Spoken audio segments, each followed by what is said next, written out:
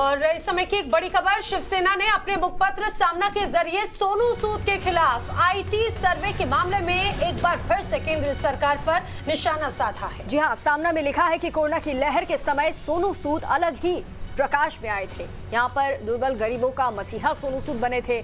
मुंबई से दूसरे राज्य में जाने वाले मजदूर आदि लोगों के आधार स्तंभ के रूप में उन्होंने काम किया। बसों, ट्रेनों, हवाई जहाज बुक करके सोनू सूद मुंबई में फंसे लोगों को दूसरे राज्यों में स्थित उनके घर भेज रहे थे।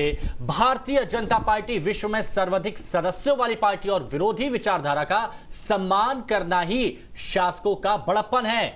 लेकिन महाराष्ट्र के मंत्रियों पर झूठे आरोप लगाना, 12 विधायकों की नियुक्ति रोकना, सोनू सूद जैसों पर आयकर विभाग के छापे मरवाना, ये संकुचित मन के लक्षण हैं। ये खुन्नस निकालने वाली बात है और इन दांव पेचों का बचपना एक दिन उल्टा पड़े बगैर नहीं रहता है। शिवसेना का जो मुखपत्र है माना जाता है सामना, और इसी में अब सोनू के पीछे एक्सक्लेमेशन ये लिखा गया है पोस्ट।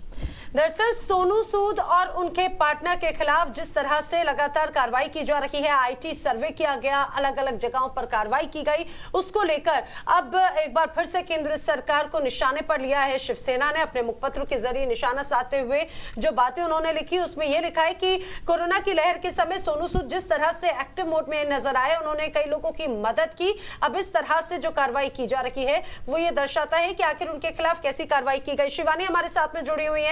शिवानी, आप जरा बताइए, शिवसेना ने किस तरह से सामना के जरिए निशाना साधा केंद्र सरकार पर?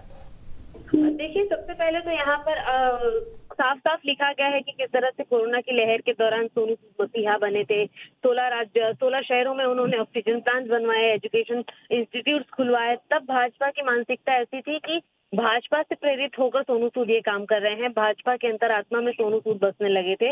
लेकिन जैसे ही उन्होंने अरविंद केजरीवाल के इनिशिएटिव के ब्रांड एम्बेसडर बने, वैसे ही वो खटकने लगे बीजेपी को। ऐसा सामना के मुखपत्र में लिखा गया है। साफ साफ ये भी बताया जा रहा था कि किस तरह से जो भाजपा है अब केंद्रीय एजेंसियों का पूरी तरह से फायदा उठा रही है और सोनू सूद जैसे लोगों को लगातार टारगेट कर रही है, जो कि अब उनके पक्ष से हटकर कोई और पक्ष चुनाव करना चाहते हैं।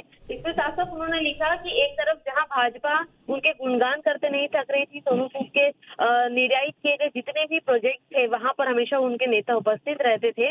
लेकिन जैसे ही वो दिल्ली का दौरा वो कर लौटे हैं, उसके बाद से वो खटकने लगे, जिसके बाद आयकर विभाग को उनके अंदर कर चोर नजर आने लगा। ये सारी बातें उन्होंने साफ साफ लिखी है। यहाँ उन्होंने ये भी मेंशन किया कि किस तरह से महाराष्ट्र के राज्यपाल महोदय ने खुद सोनू सूद को राजभवन बुलाकर खास चाय पान भी करवाया था। शिवानी, कहीं ना कहीं ऐसा लग रहा है जांच एजेंसियां क्योंकि अपना काम कर रही हैं, ऐसे में शिवसेना, सोनू सूद तो एक बहाना है, लेकिन केंद्र सरकार पर ही निशाना साधना शिवसेना का मकसद था। बहुत बहुत शुक्रिया आपका। खबरों में आगे बढ़ेंगे, बात करेंगे।